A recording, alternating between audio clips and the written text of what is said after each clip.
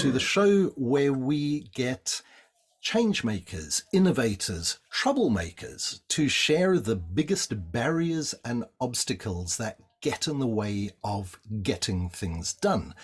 What I like to call monsters and myths. And what we're looking for, hopefully, is for our guests to share the magic required to overcome these.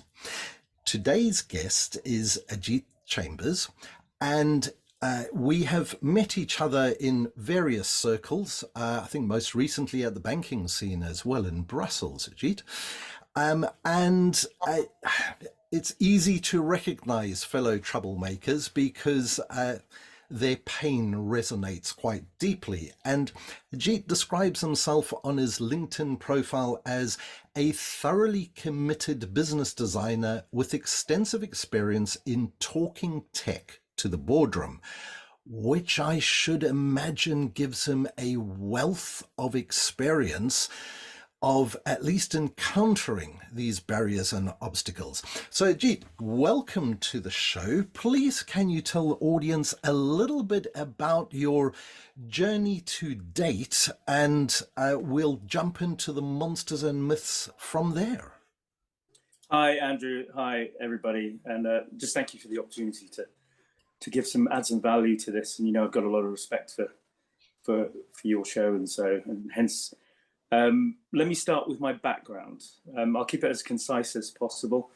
I went to art college, found out that you wouldn't get paid very much for the job straight after art college, and thought, well, this is not a great place to stay. I then started working for consultancy, very luckily, a large consultancy now called FDM. One of my role models is the founder of that consultancy. And during working for them, I was a permanent member of staff. I left to train as a Navy pilot, Navy helicopters. Wow. Yeah, I love flying, any type of flying I love. But I ended up in an airbase up north where I failed my tests. They'd offered me air traffic controller training, and I just thought, no, that's not for me. And so I bought a bottle of Dom Perignon for 100 quid in 1996, and it's still in a little case over there.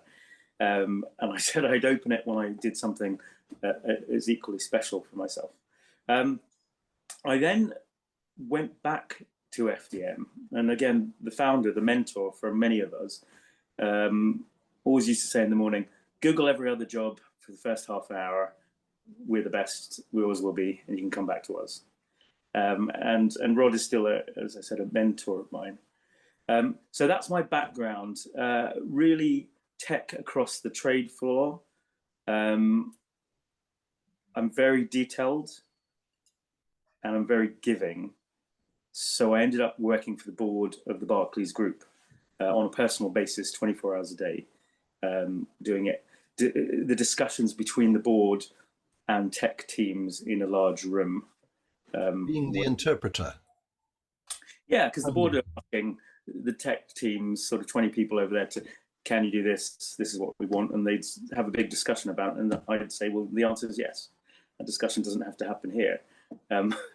We just want to hear it from you, and we can write down the requirement, essentially, all 20 of us, and get that discussion done. And then we'll go off and figure out how to do it, which we did. So some of those teams thought that they were negotiating what they could do, whereas we're not. As the board of the Barclays Group, they're telling us this is what we want, and our job is to figure out how to do it. So that's my basis for business and the experience that you're about to hear, and our subject with monsters and myths. It really surrounds how these conversations happen, and hopefully this talk will be a little bit useful to anyone really listening. It's interesting when you said this is coming from the board and your role was to make it happen.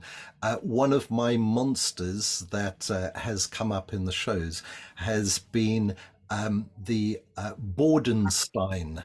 So a Frankenstein board that is composed of lots of different parts put together that don't all function harmoniously. So if you think of Frankenstein, but made up of bits and pieces of board members from all over the place, but that don't really function as a body together. So the fact that you actually got the board to agree on something that you could go off and go and do was a win in the first place, I think, personally. So let's get into it then. What is your first monster or myth that you have encountered, the biggest barrier? So I'm going to break this down in a slightly different way and then come back to answer those questions if you don't mind. Yes, absolutely. So I've come up with the three topics, which are might be a little surprising considering this is what we're talking about. But the first topic is how I left banking. So gathering the success of banking and then how I left it. And anyone listening to this will know there's always an exit to a business, and that's the point of making the business and the reality of it. Creating something saleable, which might not be the product the business is making, but it is the business itself. So that's number one. I'll come back to the second, to that in a second. Number two is how I found my opportunity. Every man has his opportunity, and it keeps repeating itself. And that opportunity is what takes you away from your day job or the experience that you've built in order to become the person that you're created to be. So you've done the schooling, and now you're going to be doing the teaching. And number three, what I did to get it going, and this is the different part where I'm changing the words as an entrepreneur to essentially your show. So I created the myths in order to fight the monsters. Oh, I love that. And that's how I got through the doors to move forward on my own business. So this is the real point. I created a plan and invited the monsters in. Oh, I love it. This is taking a completely new twist. Please. So in this in the next couple of minutes, I'm just gonna. Sorry, I'm reading from my notes over here, but I'm just gonna. You have notes. You're much more well prepared than most of our guests. Well, normally the notes are in my head, but I want to get this right. Firstly, I'm going to talk about my description of monsters and myths, and this is where there's a slight change going on from your description. I think you're happy with it at the moment.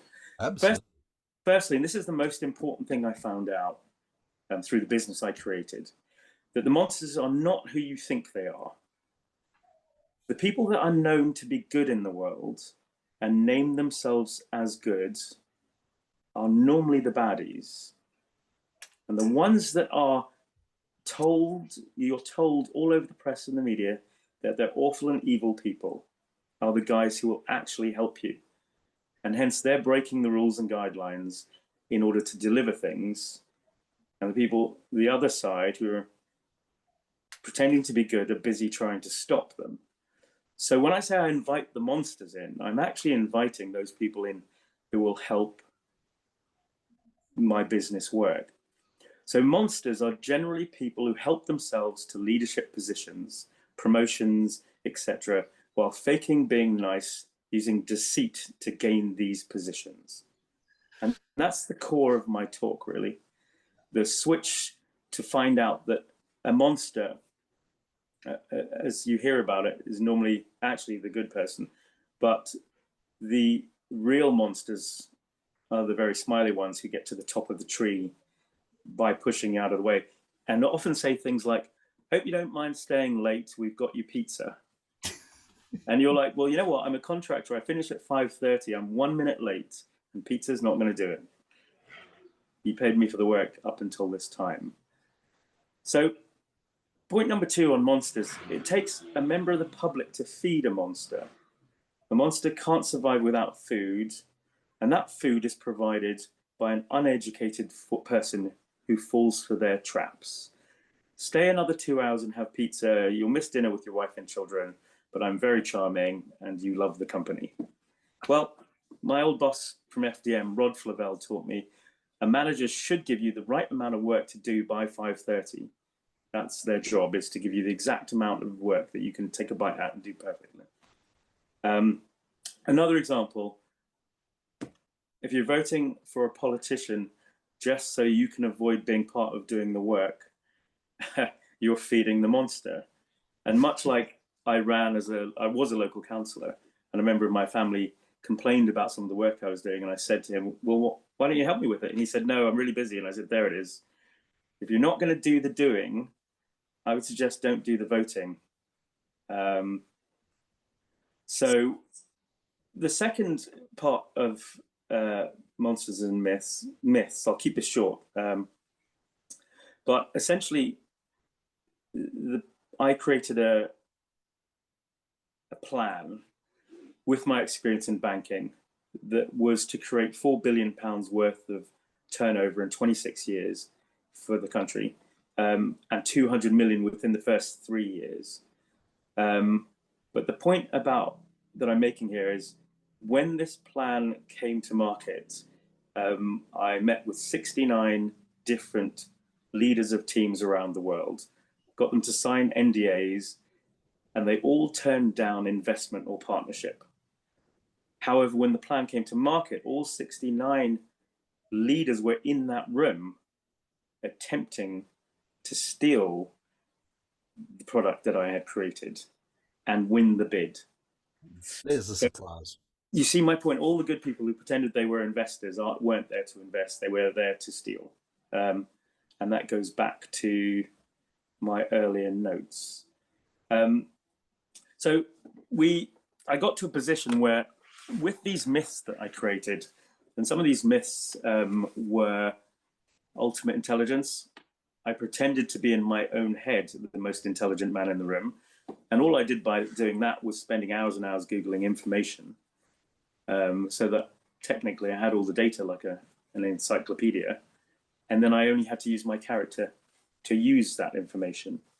So a number of different scenarios occurred. And one of the things that you said, Andrew, during this introduction was meeting different characters and influencing is the biggest part of presenting to boards and climbing your way up the tree in banking. So if I give you this one example, I met with the board members of Mace Group, who built the Shard. In that meeting, I had a marker pen. I markered down my entire business. It's quite complicated, but I could understand it. And at the end of it, the chairman of Mace's board said, "Ajit, I didn't understand anything you said today, but I think we would be wrong if we didn't go with you. So I'm going to think about it." And I said back to him with confidence, "I'm not here for you to think about it. I'm here to hire you." And he said, "Okay, it's a yes." Wow. So with experience gained in banking, and this is the most important thing about the banking scene, for example, and other conferences that I catch up with you at, or see you, I see you across the room there, is that the answers to a lot of these questions are not in the doing and the technology, and not even the people that are the barriers, but who is leading, and not just leading the people, but taking the idea and the concept, putting it into a tangible plan, creating the myths in themselves and their teams, and going out to find the monsters, and those monsters are actually going to help them deliver the product. I love your complete switch around in terms of the use of the monsters and myths. And yeah, I have been perceived as a monster before, and I'm sure that you have been as well by your definition, because we are seen to be the troublemakers, and specifically to those heroes that have created for themselves a very nice life by climbing up the corporate ladder, by saying the right things. I am terrible at corporate politics. I'm an outspoken South African. I will tell you exactly what I think you need to know, or what I think. And unfortunately, I have very little mouth filter when it comes to that.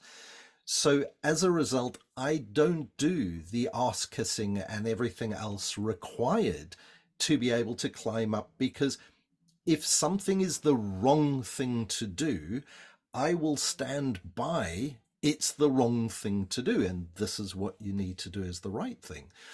But unfortunately, that doesn't bring much success within a corporate environment. It's underappreciated, the need for those kind of things. But tell me more about the myths that you create to then find the monsters to help Is it? dispel them. What kind of a myths? Because what we're looking for is how can you help people identify um, the monsters from the heroes, the real monsters Cool. from the heroes? That's a very good question. And keep in mind, these answers are going to be contentious, but they are based on fact. We love contention here. And I have quite a few examples, and I'm looking for the most simple, best example here. Um, so here is an example. When I started the business in London, I then moved out of London, and I had a little cottage in a town called Lewes. It was tiny. It's Oh, hardly I any know this. tiny little place. My mobile phone rang. I had to lean out the window to take the call. At the time, I'm looking for investors. I'm looking for to raise a couple of million quids for some equity in a limited company. It was George Soros, Donald Trump's family lawyer, and he said, not straight away, but we fly into Scotland every second week on a little plane to look after our assets, a couple of £100 million worth of assets, I think 300 million in the UK. We'd like to have a conversation about investing. Now, I know why the phone call was coming in. At the time, Trump was running for president, and he needed to make sure he could recoup that money if he didn't make presidency and it wasn't just stolen by the UK. He also needed to find stakeholders across the country to be useful. But I did say I can't take that investment for two reasons. One is I don't need it. I already have an investor. And the second reason is that my business is based on giving a lot of money to the public. I think it's a significant amount of money to the public. I mean, I plan to make 200 million in 3 years and give 193 million back directly to Boris, who's the chairman of Transport for London, and keep 7 myself. And your principal's name doesn't work for this country at this point in my product. I'll be really forward with you, George. He's a lovely guy, actually. But I will use your monster, permitting, and I'd like you to fly in as my principal lead for my legal team for a meeting. How does that sound? Now, he said, as long as you, I think I can't quote it exactly, as long as you pay for the flight, which will be on our own plane, and lunch, I think I can do that. So finding, again, what everyone perceives to be a monster, but someone who will do something for you. And I would impress on everyone listening to this, if you're asking for assistance or help, and that person doesn't do it immediately, ask yourself why they're not doing it. And if they're not doing it, are they a monster? Or are they not going to help you for a reason that's their self-gain? Because I found that the biggest players in the world, and I'm not talking the leaders of banks, the real big players in the world do help you pretty much all the time, every time, as long as you can offer them something back, which isn't a win financially, but it's normally honesty, truth, and some detailed explanation of what you're asking. They'll say yes off the bat. So one of the things that you had said right at the very beginning was, so I'm going to go backwards through your list in reverse order, because I do understand what you've done to get things done, which is basically harness the power of the monsters, but not the monsters in my definition, but the monsters as you've redefined them in your world, which, as I say, I absolutely love the switch around. It just changes things up a bit. But you had said how you found your opportunity, which is different to what you were, because as you said, the formal training, the skills, the development, everything that had happened, um, but that wasn't really your opportunity. How did you find your opportunity? Because I think that is a fascinating. Andrew, one of the things a lot of us like about your work is that you can define that nuance that is the actual question, and that's what you've just done. Once I found out that I was becoming very successful in banking, and I don't mean financially particularly, but I mean I could run a conversation that got the answer immediately. And it wasn't rudely done, but it was pushy enough that the whole thing came together as quickly, as efficiently as possible. And I thought, I've done my work here. And in answer to your question, how did I find my opportunity? I walked out of Canary Wharf and I remember smoking a cigarette, standing looking away from Canary Wharf, thinking, I've done it. There is no point in me being here. But how am I going to get away from this? How do I get away from the salary? How do I get away from the routine? This is all I am at the moment. So I put the cigarette out, and I used to cycle to work, or I'd take my old sports car in the bus lanes because it was so early. You were allowed to drive in the bus lanes back then. And I said, the answer is to go home. So I literally left the office and cycled home. Didn't tell anyone. I remember I was looking after the board of the Barclays Group at the time, 24 hours a day under contract. And the strange thing is, I knew I wanted the opportunity.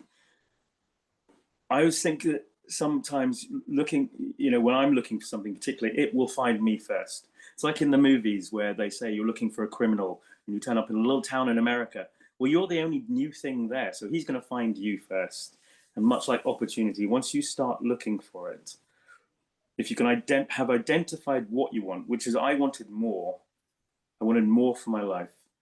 And I stopped, and this sounds awful, I smoked another cigarette. And I was so fit, I used to smoke cigarettes while I cycled to make it harder to cycle. And I have Not a recommended strategy to anybody listening, but that is. I'm 50 now. I'm definitely not doing that ever again. But I stopped and sat on this little wall, and it was under a huge building, which I now recognise to be the headquarters of Transport for London. And there was a tiny little shop with a map hanging backwards on a wall. And that was my opportunity. So much so that I left my mountain bike outside the shop in central London without locking it up and went in. Bought the map, still got it. And the map showed an impossible product to open the disused underground stations under London and make them into tourist attractions. And I thought, here it is. I've managed to work with a number of boards around the world. I've always delivered to anybody who asked me a question in the building. So that's my reference. Phone anybody in the building. I'm just going to do what they ask. That's it. That's what I'm paid to do. I'm never going to say no. And that's one of the things in corporates. They say, you must say no and you must push back and you can only do 80% perfectly and none of those things. So I took the map home and with a marker pen, I drew the plan on my lounge wall with a black. And keep in mind, my ex-wife now was Swiss. So coming back to a pristine home with black and red and yellow green marker pen all over the lounge above the fireplace was awful until, as a financier herself, Swiss financier, she looked at it and she said, this makes 86% profit before all taxes. And I think it's 34 after all taxes. This is unheard of. And everybody wins. And I said, I know, it's incredible, isn't it? I was going to say, yeah, you're a braver man than me taking a marker pen to the walls. I mean, that was a bit extreme.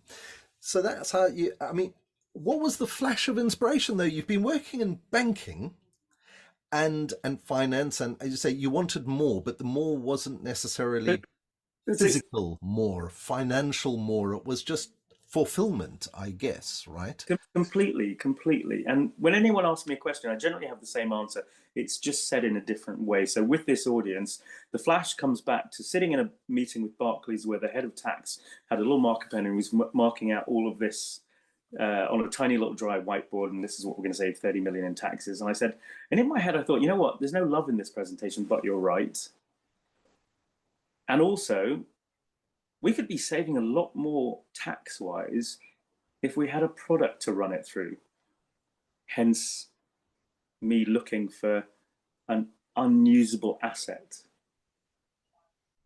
And the facts are, I found 3 sets. They were police properties, church properties, and underground properties. And I decided to, again, create a myth. I met all the police commissioners and joined them as a dinner club.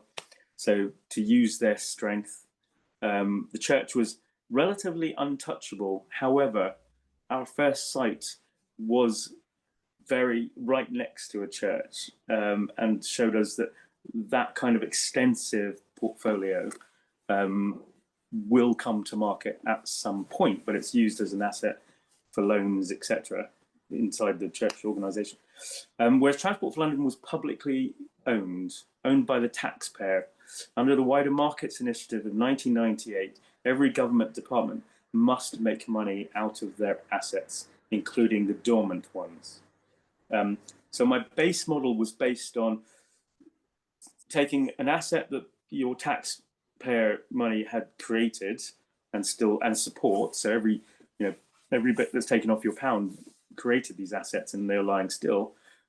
Adding the value, and that's what they say that an entrepreneur does. They add value to an asset that already exists generally, and managing to find revenue streams that would pay back into that taxpayer portfolio as well. Hence, standing up in a meeting with Boris and saying, I'd like to give you my company name in the promise that I'm giving you 197 million quid out of this. Sorry, 193 million, and I'm keeping 7. Which must have got his attention.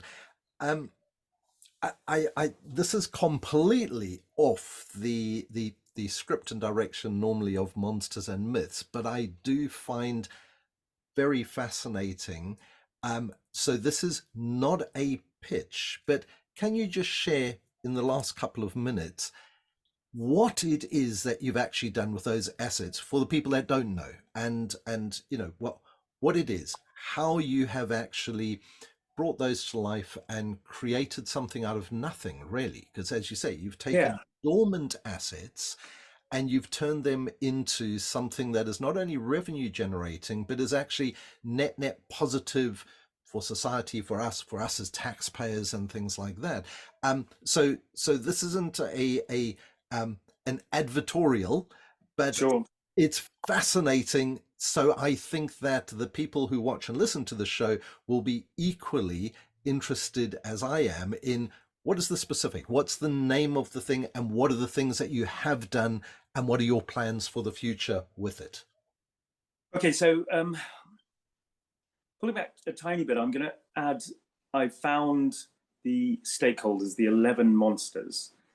I then spent my last paycheck on having 10 black iPhone boxes made with black foam in them and a black invitation with white on it, that could be opened, and it was an invitation to a tourist adventure into the world's oldest underground tube station.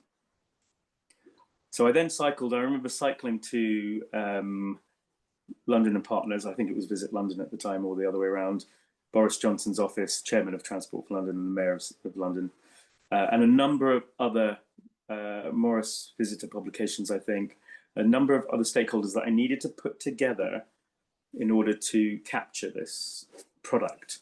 And I sold to them in that meeting. And keep in mind, a lot of them wouldn't let me in the front door. So, for example, I think it was I think it was City Hall that I cycled in the front door.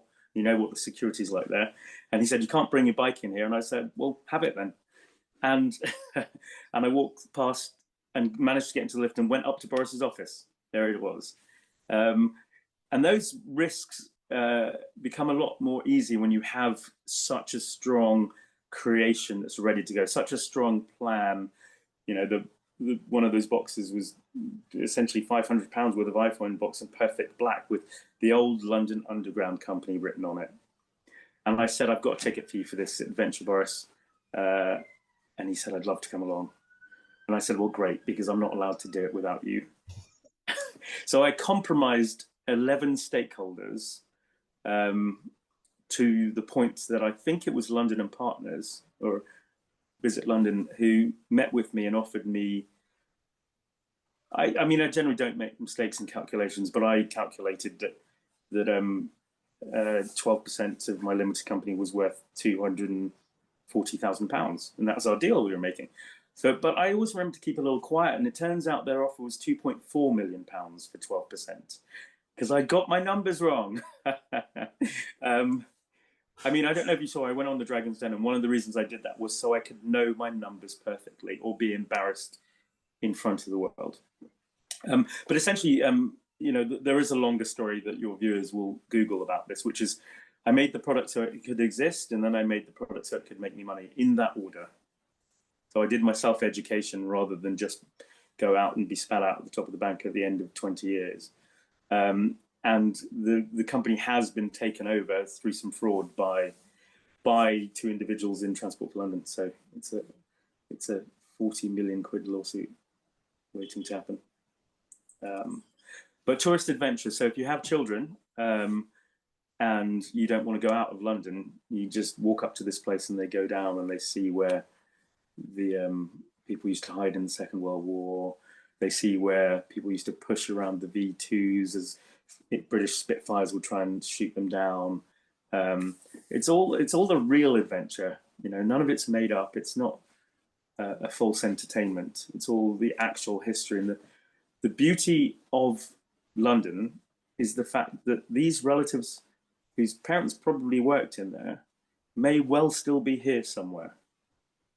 And if you go into the plan, there were sort of plans to be able to phone out random phone calls into different buildings and try and make it a real adventure for a kid. He could phone through floor 3 in the Barclays group and say hello to Henry. He didn't even know who that was, and say, "I'm in this adventure," and they'd go, "No way," And so the marketing was an enormous part of and a fun part of creating this scale of products.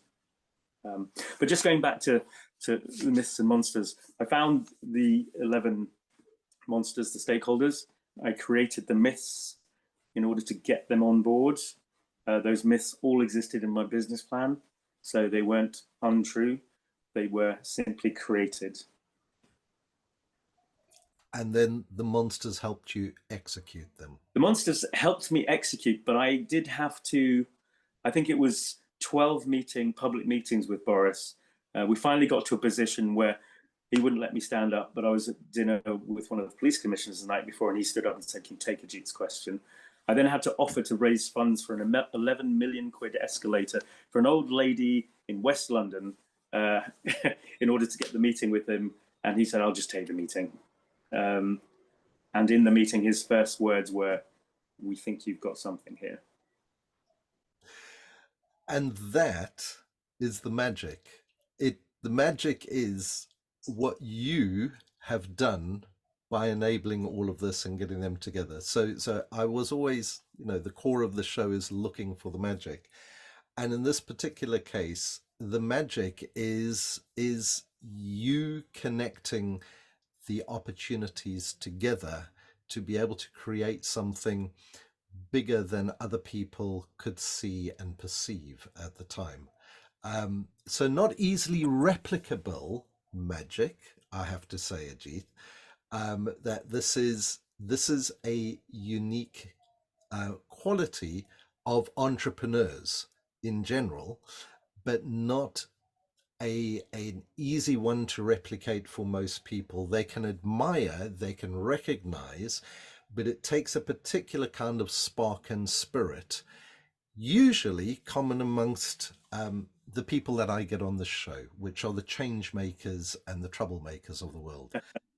Which so that definitely bore out in this episode. Have you got any final words of advice or anything that you want to say to anybody before I bring this to a close? Because we have run up to our Just, time. just one last thing. I went to an international boarding school running the Swiss exam. It was an American missionary school in India.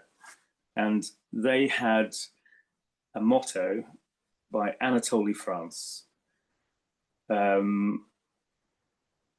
And the motto was something like this. I'm not great with the words now. I'm 50 now, and I was there when I was 15. So, but it said something like this: in order to succeed, you must not only plan, you must believe. So wherever you're going, whoever's listening to this, if you believe it, and you really do believe it, then you're going there. If it's something you don't believe, then time is running out, and you shouldn't be sitting where you are right now. Fabulous way to wind up the show. Ajit, thank you so much for sharing everything today, and I will drop some links in the show notes so that people know what to go and Google. I look forward to seeing you at the next event and crossing paths to continue discussions like this. Thank you again. Take care.